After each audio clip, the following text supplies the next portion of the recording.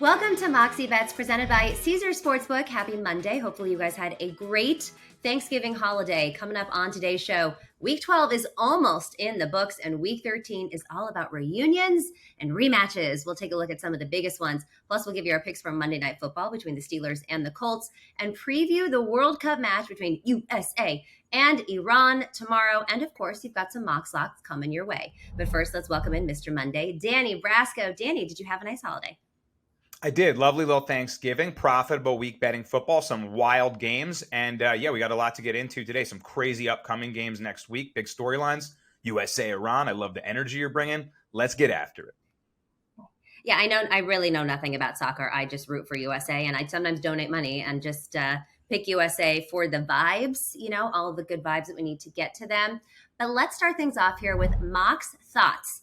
You kind of alluded to it. There are a lot of big reunions and rematches, a lot of good storylines heading into Week 13. Most notably, Deshaun Watson is expected to return from his suspension and play in his first game in 700 days. His opponent, well, you guessed it, the Texans, because the NFL loves to do this to us. The Bengals also host the Chiefs after beating them twice last year. They swept the Chiefs last year, including the AFC Championship game.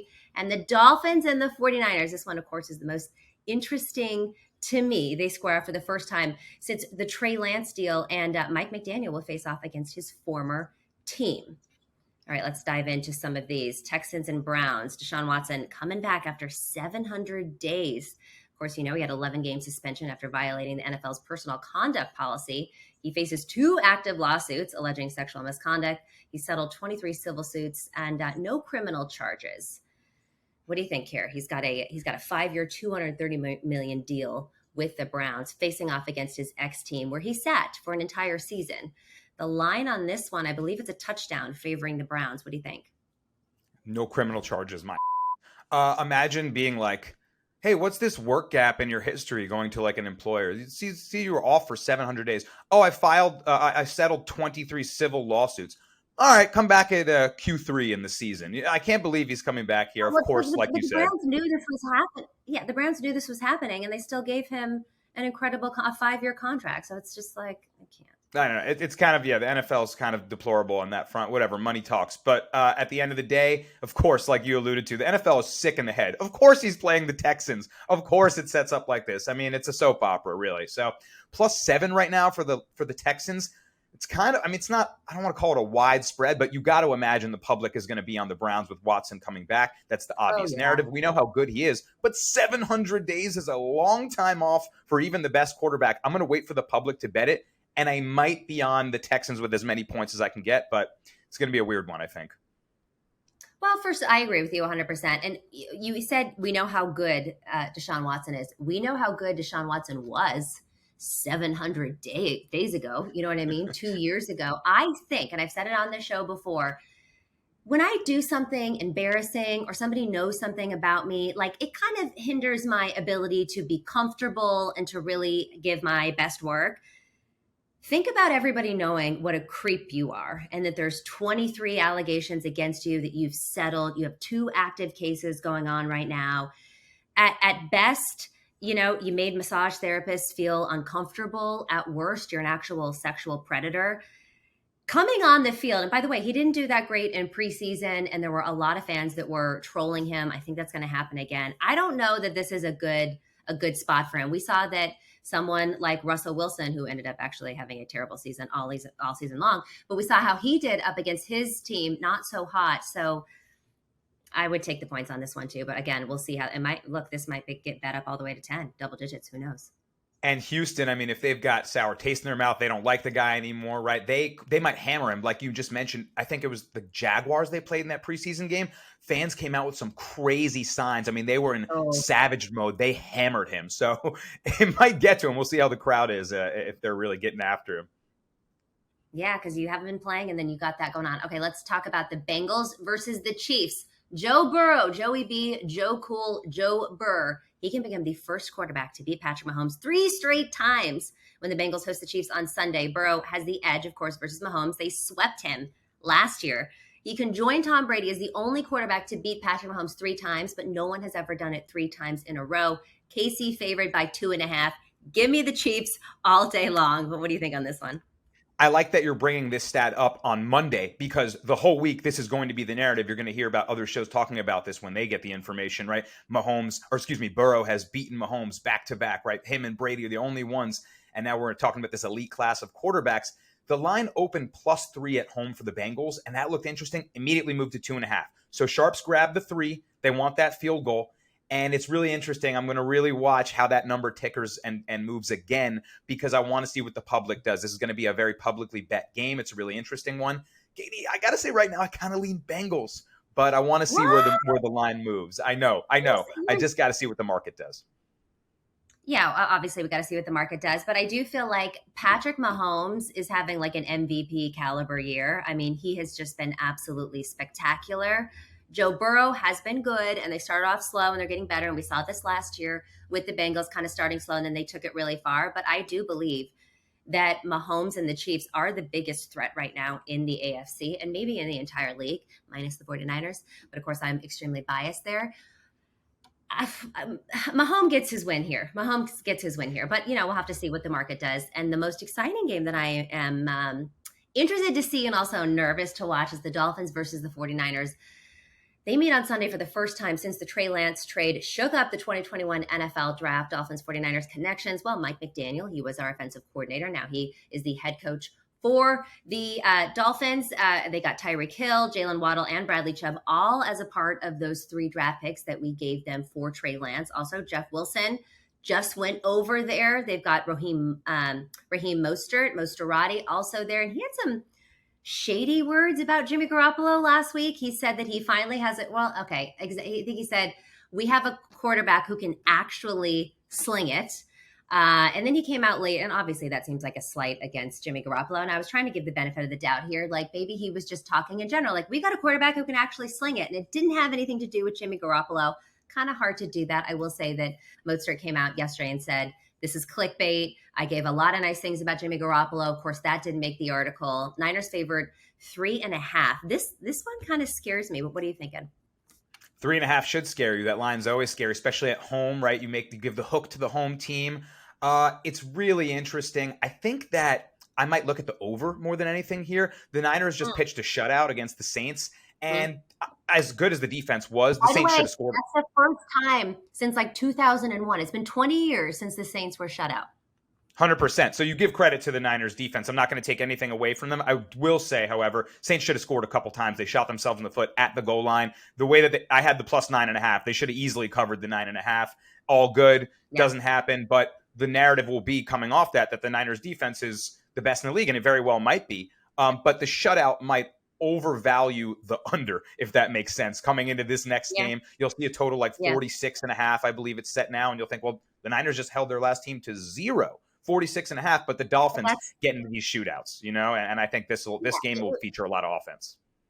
Yeah, it was a shutout, and it was the first time in a million years. And again, not taking anything away from the defense, they saved our in that game because definitely the Saints defense was tough, and it showed in our offense. But you think about what those 20 years were. It was Sean Payton, it was Drew Brees, and it's like this. We had the Andy Dalton / why am I blanking on the other court? Not famous Winston. Jameis.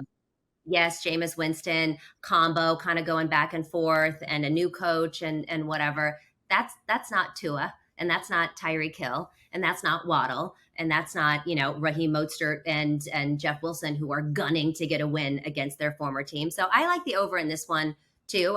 I hope that the 49ers win this game. I don't think I'm going to play a side on this one, but we'll have to see. I think it's going to be interesting because I think both sides.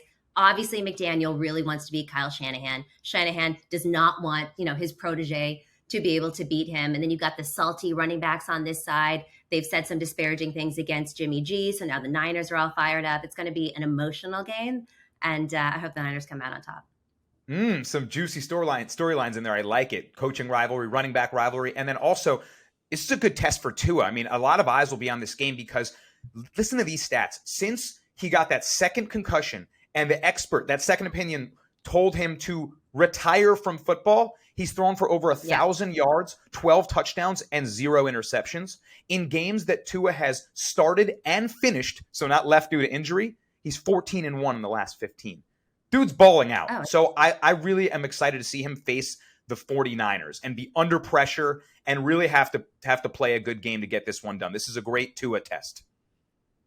It is, and this is going to be an incredible coaching duel as well, because we know McDaniels can come up with some creative plays as well. I mean, he was under Shanahan, so we'll see a lot of cool plays, I think, a lot of trick plays, a lot of interesting things. All right, people, we're brought to you by Caesars Sportsbook, the greatest sports betting app of all time. See, it's not just about the daily promos, odd boosts, or the hundreds of ways to wager. It's about the immortal words of Caesar himself. You bet, you get with Caesars Rewards. Every bet you place on the app, no matter the outcome, earns towards exclusive perks at Caesars Rewards destinations everywhere. Hotel stays, concert tickets, bonuses, and more. Download the Caesars Sportsbook app, become a Caesars Rewards member today, and get more with every wager. Must be 21 or older to gamble. Gambling problem? Call or text 1-800-522-4700. Lions, Tigers, and tailgates. Oh my, the college football season is always a great time of year. Besides the jerseys, the face paint, and the foam fingers, there's the food. And nothing gets you more fired up for game day than Eckrich smoked sausage. They're naturally hardwood smoked and have the perfect blend of spices. From buffalo sausage dip to sausage chili mac and cheese, Eckrich smoked sausage is a quick way to bring flavor to all your tailgate meals. Visit Eckrich.com for easy, one-of-a-kind sausage recipes. Eckrich, you do you. Time now for a Capper's Corner. We welcome back Danny into the show where we preview Monday Night Football between the Steelers and the Colts. Well, the Steelers on the money line, if you're feeling frisky, plus 118. Colts minus 140. Spread 2.5, favoring the Colts. Over under 39.5, just under 40. Pittsburgh is 7-0 straight up in its last 7 games against Indianapolis. However, this is not the Steelers team of yesteryear, and it's not exactly the Colts team of yesteryear. However, under Jeff Saturday, they have gotten a little bit of a boost. It seems that Sundays are for Saturday or possibly Monday. But what do you like in this one? I love that. Wow. The Fighting Jeff Saturdays are all of a sudden America's team. Everyone loves him. I see all these memes. The first meme I saw was, I've seen everything I need to. Jeff Saturday is a top 5 coach. Covers against the Eagles. Gets a win in his first start ever. But I think, that's cute that everyone's loving him. And I think that the buck kind of stops here and he comes back to earth a little bit. You look at the matchup on paper and it feels like the Colts have a pretty winnable game here, but the Steelers defense has TJ Watt back and they're raring to go here. Against Matt Ryan, a very kind of stiff pocket passing quarterback, I think it's a bad matchup on paper here. TJ Watt, since he's been back, has been wreaking havoc along with Alex Highsmith and that whole defensive line. And the Colts offensive line ranks bottom 5 in sack rate allowed. Matt Ryan also bottom of the league in depth of target. He's not throwing the deep ball. That's where you beat the Steelers. They have the most 15-plus yard passes allowed this season. Yeah. So with kind of a stiff and immobile quarterback, TJ Watt and the defensive line getting after everybody, if Jonathan Taylor gets neutralized with a Steelers defense that's top 10 in rush DVOA, I don't know how Matt Ryan beats them on his own. So even though it's Kenny Pickett, even though it's kind of, like you said, not the Steelers of yesteryear, Mike Tomlin is fantastic as an underdog. We know this, and fantastic on Monday Night Football. 18-3 on Monday Night Football. I'll take the Steelers plus money. Take the points. Keep them. Keep the points. I want the money line. I'm going to lean differently on this one, actually, and I'll get into it a little bit later. I guess I could just actually get into it right now, but I'm going opposite on this one. And as far as like the full side is, I'm going to take the Colts money line minus 140. It's a must-win game for the Colts if they want to keep their playoff hopes alive, which are looking pretty slim. The Steelers did post a season high of 30 points last week at home against the Cincinnati Bengals, which is extremely impressive. And again, the best that they've done all season, but they're going to have some issues throwing the ball against a very stingy Colts pass defense.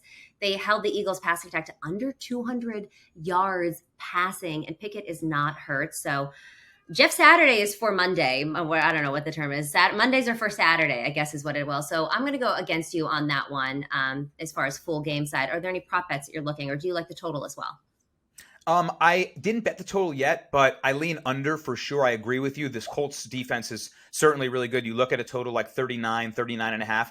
My immediate instinct is to go towards the under because I love the low totals, right? People are, that's too low. A couple touchdowns, it's hitting over. But odds makers don't set them there for no reason. So I lean that way. Both fantastic rush DVOAs, could be a battle at the line of scrimmage. I mentioned Matt Ryan doesn't do great with the deep ball, so the Steelers have a better chance to limit the explosive plays. And yeah, the Colts secondary has been very good. So I'm expecting this one to kind of be like a gritty, physical war of a game, and whoever has a couple more explosive plays might make the difference. So I would lean towards the under.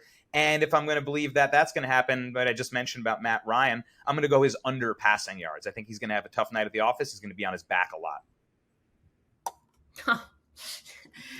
He's going to be on his back a lot, and that's just it. Yeah, okay, great. I could go a lot of ways with that one, but I won't. Okay, so I'm actually going to take Matt Ryan over 1.5 passing touchdowns. This is a plus money, a plus 112. So we know that I think that the Colts are going to win this game, and Matt Ryan in the red zone has been pretty yikes this year. However, and he hasn't done this since 10-16 versus the Jags, but the Steelers allow at least 2 passing touchdowns on average this season. Pittsburgh has allowed a league-leading 21 passing touchdowns in just 10 games played. I still think that they're going to rely on JT, on Jonathan Taylor, even though it's going to be tough for him. That's their biggest weapon that they have. But I can see a couple of short passes, in the red zone for Matt Ryan. So at plus money, I'm going to take the over on this one. I do think that the Pittsburgh defense is just vulnerable in the red zone this year. So I'm going to take him over 1.5 passing touchdowns. And to your point, the deep ball is going to be hard for him. Let's get those short passes in the end zone, baby. There's no reason that both of those can't hit, right? There's absolutely a world where both of those happen. So I'm not mad at your bet. Let's cash them both. Okay, what do you got next? Next up, let's go into another player prop. I'm actually going to go to the defensive side of the ball here. I mean, I'm mentioning how bad the Colts offensive line has been. They're going to have 2 rookies starting. One of those rookies is facing off against a guy named Alex Highsmith, an electric linebacker for the Steelers. And we think about the guys that are getting sacks on their team. You think TJ Watt, you think Cam Hayward. But this guy, Alex Highsmith, is like a hybrid sack guy. I love the way that they send pressure with him.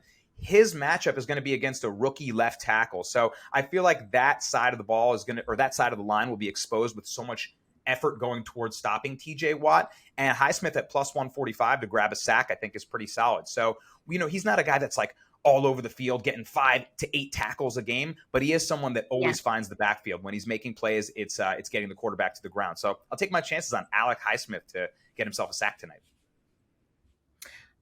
I love that, actually. And I was looking at TJ Watt's like tackles and assists, or I don't know what the prop was. And I think it was at 4.5. And I was just like, I don't know what to do with the TJ Watt one. So I love that you found a different angle there. I'm going to go with a Najee Harris prop, and I know that he's going to be one of the most popular things to bet on tonight. His yards, I see, a lot of people taking over on his yards. I was looking at his receptions even, but that was juiced to like minus 169. So I'm going to take over 18.5 receiving yards is at minus 117. So we know that Najee has been getting hot. I mean, he's coming off of his best game, certainly on the ground, but he's facing an elite run defense in the Colts. He has added 28 receptions for 138 yards, averaging under this mark at 13.8 yards per game. However, Pittsburgh has been giving up, we've talked about this, 272 yards passing. That's number 31 in the league. I think that he's going to find more success through the air tonight. I can see him getting a couple of those little shuffle passes. So for me at 18.5, I feel like getting over this at minus 117 is probably my favorite of the Najee Harris props. Yeah, I like that. I like, especially in prime time. I like the running back over receiving yards plays. All the pressure comes at you with a good defensive line, a quarterback that needs to get it out quick. It all sets up for a running back kind of being in the pass game more. So I like that bet. All right. Anything else you're looking at for this game? Yeah, let's go with one more prop that I'll bring back up when we recap it on Mox Locks. But I like myself a little bit of a bomb play here. And I think Kenny Pickett might have a chance to have an explosive play to George Pickens at some point. We've seen that connection happen a couple times. And like I mentioned, I think this – and yeah, it may play to the under, so it's going to be that one big play that kind of breaks the game open, I feel like. And I'm expecting a Pickett to Pickens bomb. He's had over this number at 32.5 for his longest completion in the last 2 games. And Pickens is his favorite deep ball target. So I just need that one breakaway play, and I'm going to bet on Kenny Pickett to unleash one for cash this one for us. What are the yards? 32.5 yards he's got to go over. And last game he had a 33-yarder to Pickens. So I like that. Yeah. I like it. Okay, I'll ride with you on that one. I'm taking an anytime touchdown prop. Paris Campbell, anytime touchdown. It's a plus 195. So, look, I have been every one of my bets basically is on the same thing, that Pittsburgh allows the second most passing yards per game. Campbell's been one of Matt Ryan's favorite targets all season. Why not him in these? When Matt Ryan, well, first when the Colts win the game and then Matt Ryan gets over 1.5 passing touchdowns, why not one of them be his favorite target, Paris Campbell, plus 195? Why not? Sneaky, Why not? sneaky. Yeah, and that's not the first guy you're going to think of Colts wideouts. So you never know. I mean, you saw last night on primetime all these big plus money. Quez Watkins, Randall Cobb, I cashed at plus 400. You pick a sneaky wideout, you get big plus money cash. That's got to feel good. So might be a sneaky play there. I'm not mad. And yeah, you're going just hammer down on bet against the Steelers secondary. I'm going hammer down on bet against the Colts offensive line. So those are our narratives. I know, exactly. And one of us will be victorious and one of us will not. So bet as you see it, I guess. All right, so let's move on to USA and talk about the World Cup, USA versus Iran. They'll be happy to walk away with a tie, or they were happy to walk away with a tie versus England on Friday for their second draw of the tournament, but they must win to advance. So they have to beat Iran. Of course, there is just a lot of narrative on both sides of the team. There's a lot of political stuff that's happening in Iran right now, specifically towards women. And it's, I don't know how I feel about it. I don't think I'm educated enough about it, but I will say, the players who are playing for Iran are absolutely against what is happening to the women in their country. The United States is absolutely against what is happening to the women in their country. So I don't want to say, I hope that USA wins because it will mean something in this whole thing, because I don't necessarily, I think that the people of Iran really want that their team to do well, because it is kind of a statement against this, what's happening. But we'll say whatever, spread -0.5, just under a goal. USA favored on this one, over under 2.5. Team to score first, USA -145, Iran +140. No goals, which has happened a lot, +750. I don't know what to do with this one. I'm not a big soccer fan. I want USA to win because, I love my country. What do you think? Yeah, and I will say I come here to be the football expert, not the football expert. But I'll give it my shot. And I did consult my soccer experts. I did my research, and yeah, obviously don't put the house. But here are a couple angles I've got, and it's interesting. I like the way you set it up. Like how fascinating. This is what's fascinating about the World Cup is that geopolitics and social, the world social climate comes into play as much as a soccer game does, even more so actually. Yeah. And the Iranian players are heroes for sure. I mean, the way that they're standing up against the government is unbelievable. They refused to sing the national anthem the first game. And actually, they struggled in their first game. Since then, they've looked really good. Their coach said, I think that, the political upheaval and social, it was weighing on them. And it certainly took away from their ability to focus on the game. Since then, they've looked really good. They're not playing like some random team that just barely made it to the world stage. No, they belong here and they deserve to be here. So from what I'm hearing from my soccer experts, people say Iran is better than the U.S. The U.S. is favored because it's a must-win. Iran can play for the draw and still advance. So if it is a tie situation or they want to get defensive, they don't have to be over-aggressive. They could kind of sit back and make sure that USA doesn't just beat him. So it's kind of sketchy. And because of that, I'm going to play the under 2.5. I think Iran will have defense as the focus. Draw or win and they're in. USA has to win and they're in. So I'm going to go under 2.5. And of course, if USA wants to make it happen, they need their golden boy to make a play. Christian Pulisic, anytime goal scorer, plus 230. I mean, he hit the bar in the last game. He tossed a rifle at the net and almost put it top corner. But if they're going to win this game, he's got to make a play. So those are my sprinkles. Ride, if you will. I love that. And I think, to be fair, that's kind of the only player that I know on our team. I don't follow soccer very much, but of course I always tune in to watch the World Cup when our country is playing.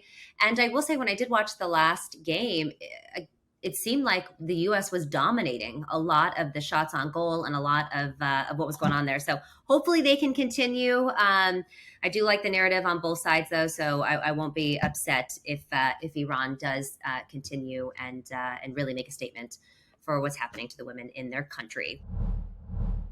Football season is here, and nothing beats seeing your favorite team live. Not only does Vivid Seats have great NFL ticket prices, they're also the official ticketing partner of ESPN. And with Vivid Seats rewards, when you buy 10 tickets, you get the 11th free. Download the app or visit vividseats.com today. Vivid Seats, life happens live. Receive a reward credit equal to the average price of 10 tickets purchased, excluding taxes, fees, and processing costs. See vividseats.com/rewards for terms and conditions. Let's move on now to Mox Locks.